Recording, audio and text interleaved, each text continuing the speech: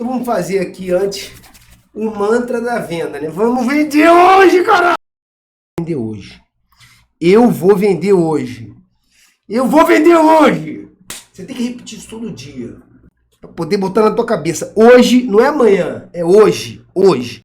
Hoje. Hoje. Beleza? Então vamos que vamos. Ó, vamos começar aqui então com a situação da jornada do cliente. Tá indo? Compartilhado? Beleza? Então vamos lá. A partir de agora, quem tá no Instagram aqui, ó, pode ir lá pro canal do YouTube. Tem um link aí na bio. Valeu? Tô encerrando aqui. Valeu! Então vamos lá. O que é esse raio de jornada do cliente? E por que, João, que eu tenho que aprender essa jossa? Vamos lá. Você precisa aprender isso porque se você quer vender mais, você precisa entender como o cliente se comporta. E o cliente se comporta de uma maneira... Quem começou no mercado aí não tinha noção disso. Então, eu vou compartilhar aqui com vocês o que rola com esse processo do cliente, né? Desde o início até o fechamento. Então, vamos lá. Jornada do cliente. Bom, a jornada começa na etapa 0, que é a fase de descoberta. Essa etapa é a etapa de descoberta e reconhecimento do problema. É o despertar para a intenção de compra. Não é recomendado nenhum profissional comercial entrar em contato nessa fase. Na verdade, nessa fase, o cliente raramente se revela. Então ele está lá no ambiente da família dele, no lar dele, conversando com a esposa, sobre, cara, eu tô pensando em comprar um imóvel, ou a gente vai ter um filho no ano que vem, que a gente planejou, como é que vai ser nesse apartamento aqui de 1 quarto, tem que começar a pensar em trocar de imóvel, ou, ó, tô juntando dinheiro, vou receber uma grana aí na frente, tô pensando em comprar um primeiro imóvel, ou tô pensando... Então, nessa fase, a maioria grande parte dos clientes, o corretor não consegue nem ter acesso, porque esse cliente não se revela como um comprador. Tá, João, então o que adianta falar dessa fase? O que adianta é que hoje, com as redes sociais, você consegue, não só com as redes sociais, né? Tem estratégias de marketing de conteúdo, principalmente, que no site, na internet, você consegue começar a se comunicar com esse cliente. Por exemplo, essa fase ele começa a pesquisar algumas coisas, a refletir sobre quanto é que custa um imóvel aqui, como é que eu faço para comprar um imóvel, o que eu tenho que pagar. Então ele começa a querer se informar, né? E começa a considerar essa situação de compra de um imóvel, né?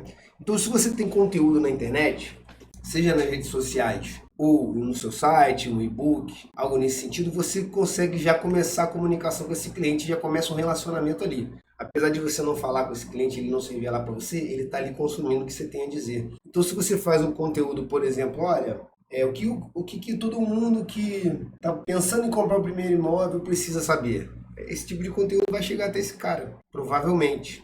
E aí você começou o atendimento sem se revelar. Então, olha o quão importante é a produção de conteúdo. Então, esse cliente começa a se relacionar com você, depois quando ele chegar numa etapa mais avançada, ele já tem você como referência.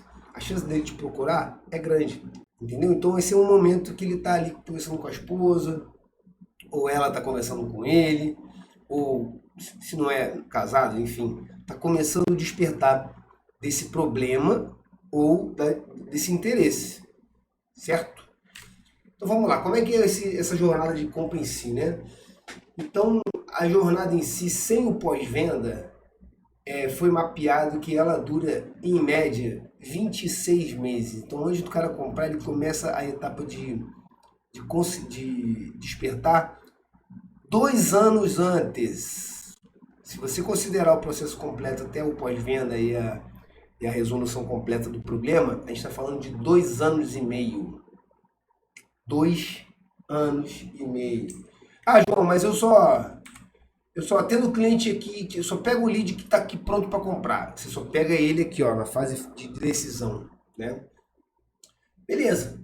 A maioria dos corretores, quando eu trabalhei com a equipe de vendas, eles tinham essa coisa, recebiam muitos clientes nessa fase de pesquisa ou de busca ativa, mas não queria atender só o cara que estava ali na decisão. Então qual é a vantagem disso? Se você mostra o imóvel certo, na hora certa, você vende. O problema disso tudo é que esse cliente ele é praticamente infidelizável, porque ele está sendo atendido por 10 corretores ou mais. Ele não confia em nenhum corretor, não confia em você, e você tem que dar a sorte de mostrar exatamente o que ele quer, as condições que ele quer, e tudo vai ser mais difícil. Qual é a vantagem de você começar um atendimento ou, no mínimo, um relacionamento com o cliente nas etapas anteriores? A grande sacada disso é que os clientes que estabelecem uma relação de confiança com corretores nas etapas anteriores, quando chega nessa fase de busca ativa e decisão, esse cliente ele já não quer mais nenhum corretor. Ele está só com um ou dois corretores que já suprem a necessidade dele. Então, essa é a grande vantagem de você, de alguma forma, falar com esse cliente nas etapas anteriores e também entender, quando você recebe um lead de um cliente que está numa etapa anterior, você ajustar sua comunicação com ele, mais informado que oferecer imóveis. Oferecer. Beleza, João, o que a gente tem que fazer? Oferecer informações, é o que ele precisa nesse momento para poder primeiro ajustar o perfil dele, tirar todas as dúvidas, e aí você, como sendo a fonte de informação, você ganha credibilidade, autoridade e ele vai querer comprar de você, certo? Então vamos lá, 30 meses é o período que esse cliente faz. Então quando ele se revela para você numa fase de decisão, já tem uma jornada de 2 anos para trás. Então você precisa entender isso, tá? Então isso aqui é crucial. Então vamos lá, qual é a etapa 1? A consideração. Depois da descoberta, a revelação do problema, ele vai para a etapa de consideração, né? Essa etapa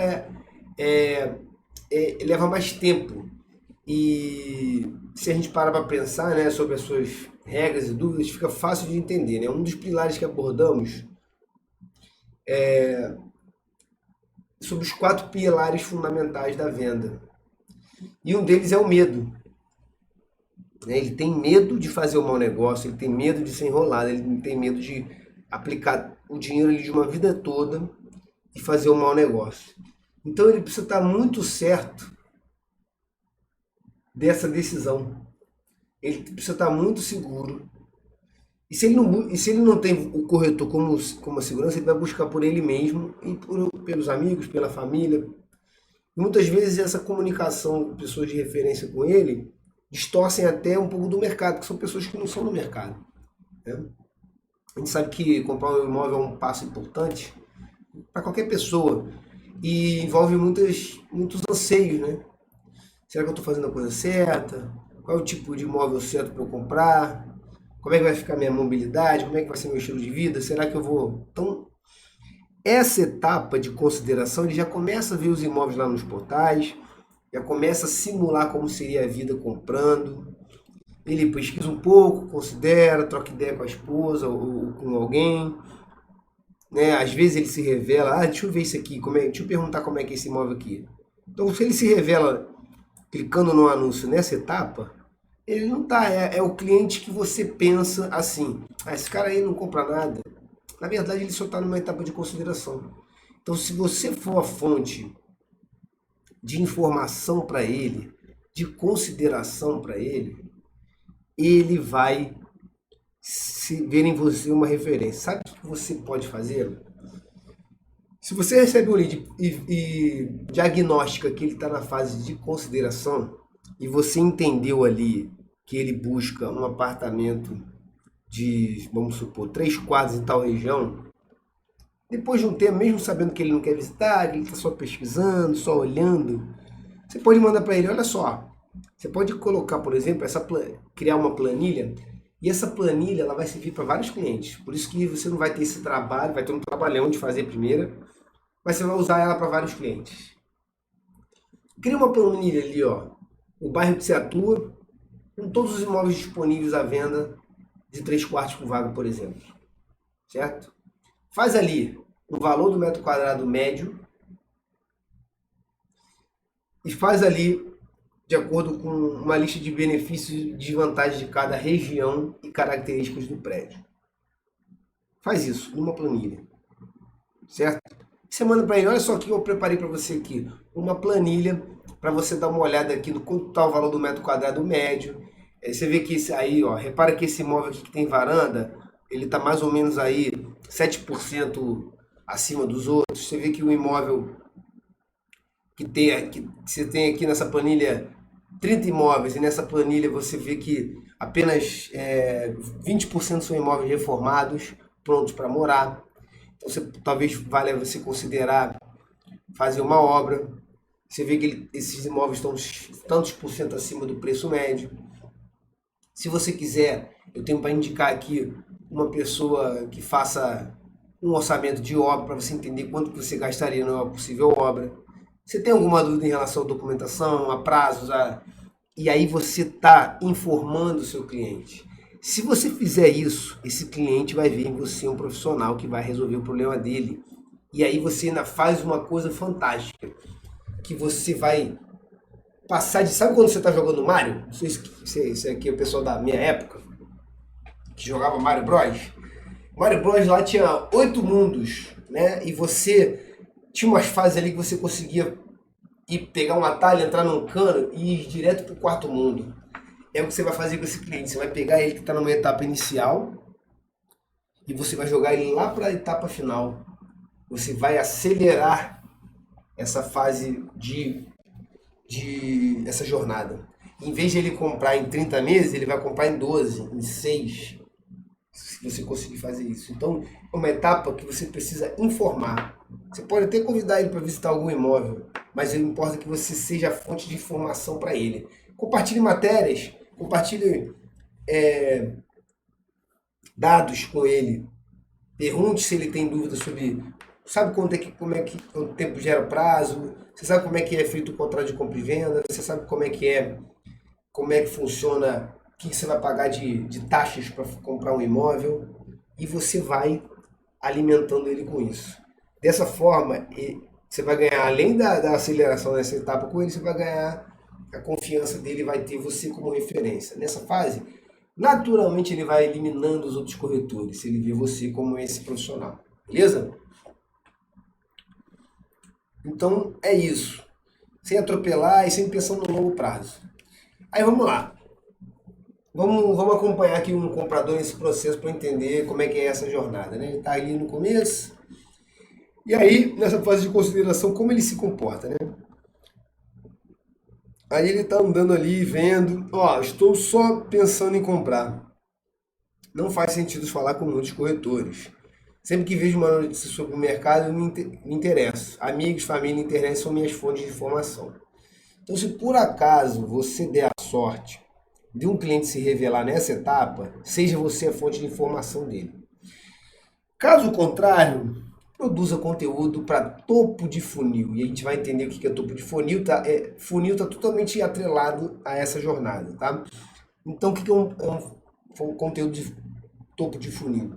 É você entender, falar sobre essas informações na internet, para você ser visto como referência nesse caso. Então, o cara que está ali buscando informação na internet ativamente, mas sem se revelar para nenhum corretor, você largou na frente dos outros. Se você tem um post no seu site, se você tem alguma coisa compartilhando uma notícia no mercado imobiliário, por isso as redes sociais são tão importantes nesse momento. Beleza? Pegou? Etapa 2 agora. Etapa de pesquisa. Quando o cliente chega nessa fase de pesquisa da internet, ele já está com maiores informações e mais decidido a respeito. Este é o momento em que ele começa a se questionar sobre quais imóveis que são relevantes para ele, né, e estão dentro do seu orçamento também. Então ele vai começar a pesquisar sobre possíveis detalhes dos imóveis, a informação sobre a vizinhança. Então assim, ó, você sabe como é que são os colégios aqui perto desse bairro, você sabe como é que é o lifestyle aqui do morador do bairro, informações sobre a vizinhança, condições de mercado, tendência, dicas sobre como comprar o imóvel e os preços, né? Então essa etapa 2 ela segue igual à primeira etapa, só que a grande diferença é que nessa etapa a possibilidade dos clientes se revelarem para os corretores é muito maior. Então acaba que na primeira etapa é muito mais você produzir conteúdo para a internet para que você seja visto por esses clientes do que propriamente ele se revelando ali. Provavelmente quando ele se revelar para você, ele vai estar nessa etapa de pesquisa, entendeu? Então vamos lá, como é que se comporta? Ainda não sei se consigo pagar por tudo que eu quero. O cara quer comprar um imóvel, né? Sempre tem um desejo e tem um orçamento. Eu vejo anúncios online, mas eu não estou pronto para comprar. Gosto de me comunicar por meio eletrônico. Eu não quero escolher um corretor, mas preciso de um especialista. Aí que você entra aí, sem forçar, mas sendo a fonte de informação para esse cliente. Ele já está ali, ó, etapa de pesquisa online. E às vezes ele vai visitar um imóvel e está na fase de pesquisa. É muito comum aqui. Aqui eles começam a visitar. Você vê que na sua imobiliária, quando o cliente entra, normalmente ele compra nesse período, né? Mais ou menos 10 meses. Desde que, se você pegar um cara no início da fase de pesquisa, ele vai comprar ele dentro de 12 meses. É isso aí. Né? Mais ou menos isso. O consumidor passa a buscar informações, né? Eu comecei a pesquisar online para ter uma ideia do que eu quero e do que está disponível. O que eu consigo pagar nas áreas que me interessam? Como são as escolas, criminalidade, população nessas áreas? Meios de financiamento estão disponíveis? Então, cara, se você precisa muito ser a fonte de informação desse sujeito. Dessa forma você tem, ó, no topo de funil você tem, vamos lá, 1.000 clientes nessa fase. Desses 1.000, que vai para a fase ali de, vamos lá, 1.000 clientes na fase de consideração. Você tem 500 clientes na fase de pesquisa.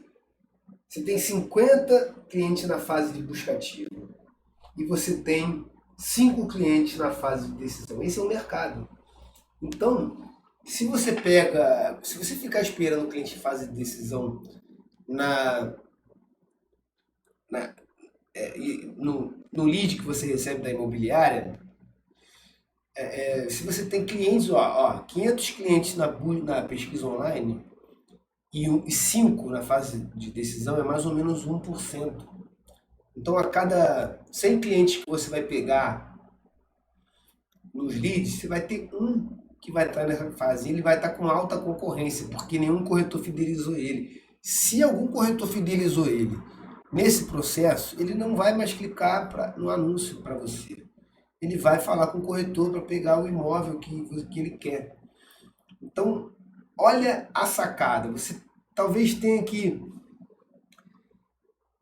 tirar um pouco da sua energia de focar nesse cliente em fase decisória e ficar amaldiçoando os outros 99 clientes que vêm até você e ajustar a sua comunicação e o seu atendimento para atender melhor esse cliente nessas fases intermediárias para poder conduzir ele até a fase decisória. Se você estiver junto com ele no momento que ele pula de uma fase, bingo, sua venda está feita praticamente. É só você continuar e aí mostrar o seu valor. E aí eu falo, quando você trabalha em imobiliários que não fazem parceria, você restringe seu leque. O ideal é que você trabalhe com parceria. E aí dê essa segurança para o cliente. Olha, qualquer imóvel eu consigo te mostrar. E se você já ganhou ele antes, tá fechado. O seu cliente vai comprar com você. Então é isso que você precisa entender. Em vez de ficar amaldiçoando o cliente que não está na fase de decisão, falando que ele é um cliente... cada um chama de um jeito, né? Lá a gente chamava de cliente reco-reco. Cliente que não compra nada. Bom, é justamente nesse momento em que a imensa maioria das pessoas busca por um corretor especialista para lhe prestar auxílio. A grande parte das buscas, tanto do lado do cliente como do corretor, acontece online. Por isso a presença online é tão importante. Diante disso, é essencial estar preparado para, de fato, ajudar o consumidor a se conectar com o imóvel e encontrar as informações que precisa durante a sua jornada de compra. Então, cara, é isso, saca? Preste atenção nisso. Isso vai fazer total diferença.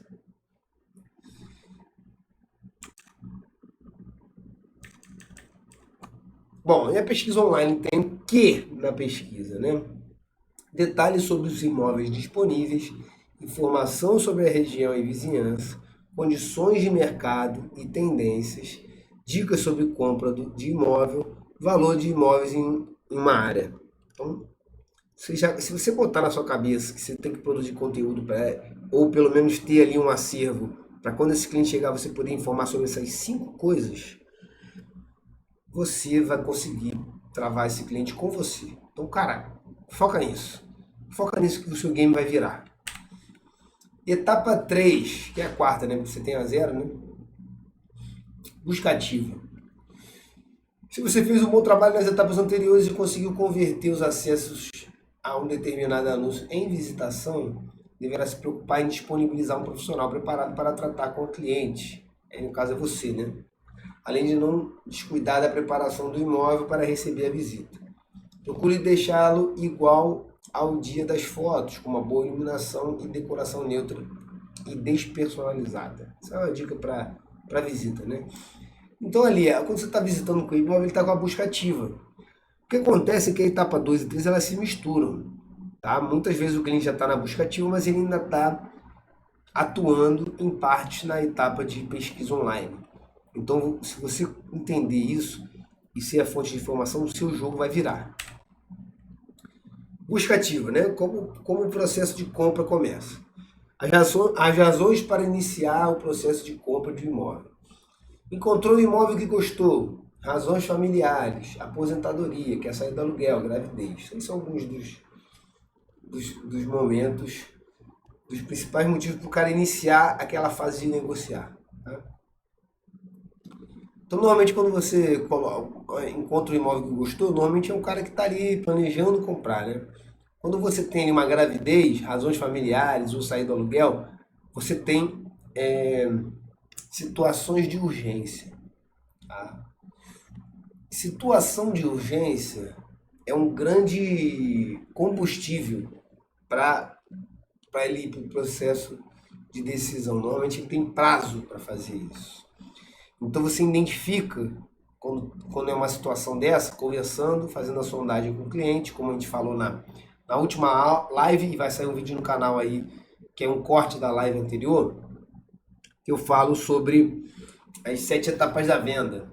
E a sondagem precisa ser bem feita. Se você não viu, você assiste essa live ou o vídeo que vai sair no canal daqui nos próximos dias sobre as 7 etapas da venda segundo Milton Friedman. Então, fazer a sondagem bem feita, você vai entender as razões os motivadores pelo qual ele está fazendo essa mudança de vida. Então, quando você tem uma situação de urgência, você tem que ficar atento. Você precisa dedicar mais tempo a esse cliente, porque ele vai comprar. Ele não é muito improvável que ele mude de ideia. Então, cola na rabeta desse cliente aí e vai para cima, beleza? E, bom, um aspecto que merece atenção redobrada, né? Pois 15% dos clientes decidem comprar um imóvel porque gostaram, que demonstra a importância de investir em imóveis bem preparados. Agora a etapa 4, a compra, né? Que é a transação. A etapa de compra de um imóvel é bastante complexa, onde é preciso compreender e oferecer soluções ao cliente. Isso porque mesmo já decidido sobre algumas dúvidas, né? E sobre o investimento que está fazendo, a coisa certa ainda há dúvidas comuns, né? O objetivo aqui deve ser sempre transmitir confiança e segurança para que ele se sinta realmente confiante, está fazendo uma escolha certa. Detalhe, se você foi fonte de informação para ele lá atrás, na etapa de pesquisa, quanto menos dúvida ele chega nessa etapa de compra, menos insegurança ele vai ter, mais fácil vai ser essa transação. Então, se ele chega ali nessa etapa, ainda sem saber muito bem quais taxas ele vai pagar, como é que é o processo de registro, enfim, se ele chega ali com muitas dúvidas, ele fica num estado emocional de insegurança. E aí tudo vai transmitir insegurança, vai ter muito mais dificuldade de falar, beleza, onde é que eu assino? Então o cara vai desatando esses nós já antes, não espera esse momento. Porque se você suar no treino, na guerra você não derrama uma gota de sangue. E se você suar pouco no treino, chega na hora da guerra, que é da batalha, que é essa etapa aí, tu vai sangrar muito, vai sofrer. Então o ideal é que você já vem fazendo o seu trabalho anterior. Se você fizer isso, essa etapa vai ser céu de brigadeiro. Vai ser um passeio. Então é isso que precisa ser feito. Se você entende do imóvel que ele gosta, Ele gostou, todos os detalhes. Se você fez seu dever de casa, essa etapa vai ser um passeio no parque. Beleza? Vamos lá. Precisamos promover informação que nos ajude na negociação do contrato e nos guie pelo processo. Qual é o processo para se comprar um imóvel? Quais são os marcos do processo? Qual é o timeline ali do contrato? Quanto deveríamos oferecer nessa casa? Quais são os riscos envolvidos? Posso perder meu dinheiro? Estou competindo com algum outro comprador? Tudo isso precisa ser levado em consideração quando o cliente, está nessa etapa. Né? E é o que ele pensa. Muitas vezes ele não fala isso para você, mas ele está pensando nisso. Ó, vamos lá. Gostaria de entender melhor o processo de compra, avaliação, vistoria. Estou pronto para comprar meu imóvel? Será que estou fazendo um bom negócio? Quanto tempo vai levar esse processo? Quais são os passos? Ainda tem. Como é que é o financiamento? Vou pagar muitos juros? Então, se ele está buscando crédito, aí ele já está ali na transação, oferecendo o imóvel. E depois que você fecha o negócio, vem o pós-venda.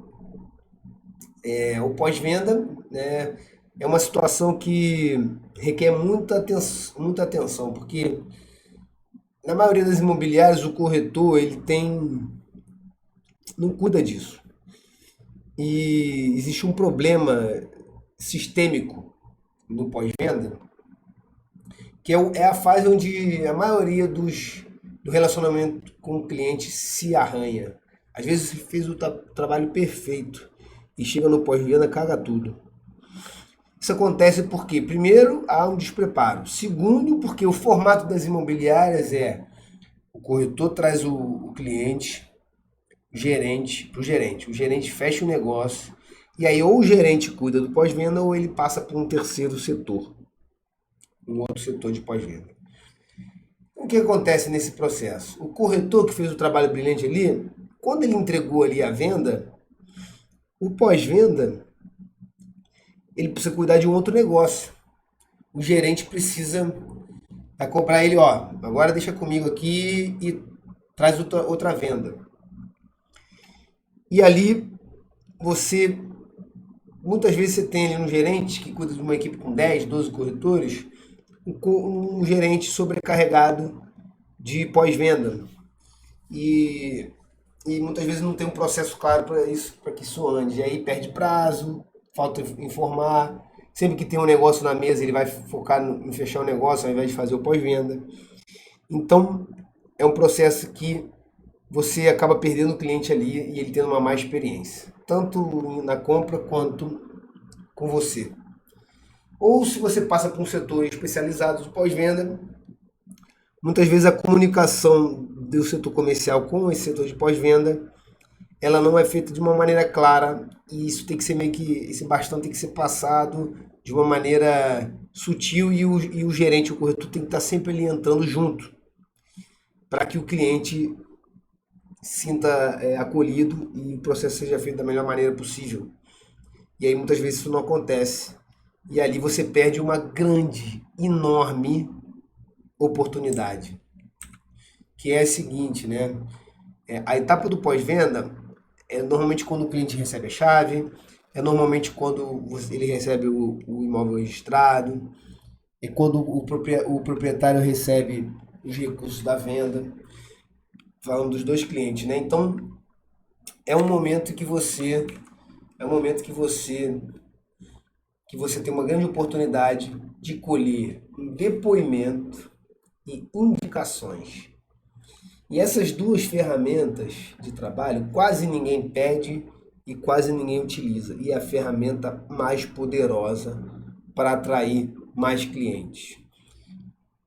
Primeiro, sobre as indicações. As indicações são clientes que vem indicado, ele já vem com a confiança da pessoa que o indicou.